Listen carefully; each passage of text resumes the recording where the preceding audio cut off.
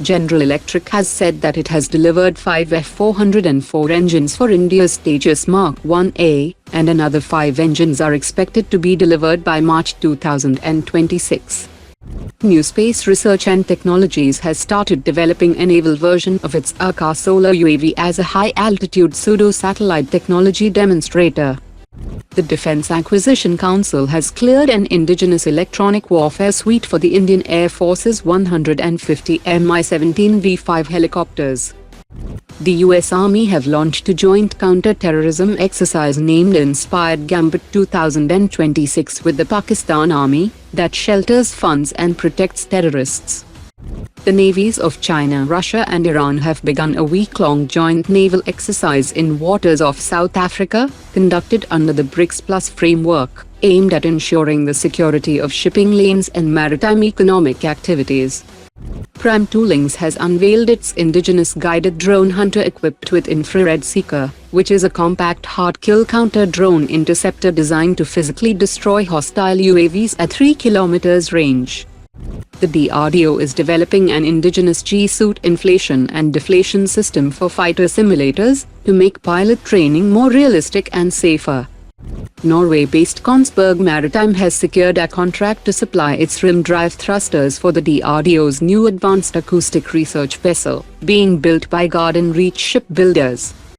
The chairman of Bharat Forge has confirmed that the company is developing a fully indigenous propulsion package for the Indian Navy, covering the entire chain, including propeller shafts, gearboxes, controllable pitch propellers and electronic control systems. DRDO's Armament Research and Development Establishment is developing a specialized anti-drone bullet for standard 7.62mm rifles, designed to give frontline infantry a simple and low-cost way to counter small hostile drones. Dassault Aviation has increased Rafale deliveries from 21 units in 2024 to 26 units in 2025.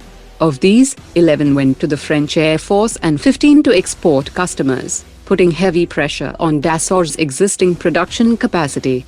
To meet rising orders, Dassault Aviation plans a major expansion centered on India, and the Indian plant would produce up to 2 Rafales per month, pushing total global output beyond 50 aircraft per year, nearly doubling the current production rate. Russia has promised to deliver the 4th S-400 squadron to the Indian Air Force by end of May 2026, and the final 5th S-400 squadron by the end of 2026, that will further strengthen India's layered air defense shield. India is also in talks with Russia to buy around 280 additional S-400 Interceptor missiles to replenish stocks used during the recent May 2025 conflict with Pakistan, where the system shot down 5 Pakistani fighter jets and 1 AWACS. Russia will also set up an S-400 maintenance, repair and overhaul facility in India, improving availability and reducing long-term support costs.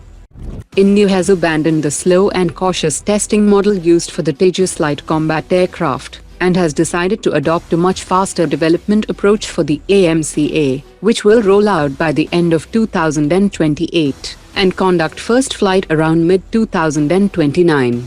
While the Tejas needed over 5,600 flights before production clearance, the AMCA will move to production after about 1,500 focused flight sorties using multiple prototypes tested in parallel.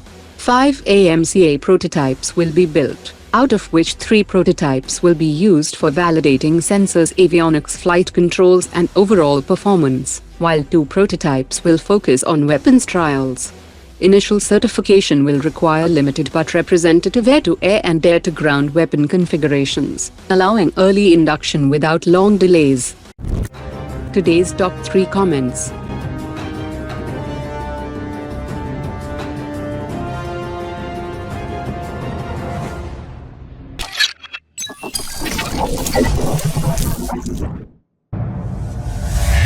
Omar dropped it.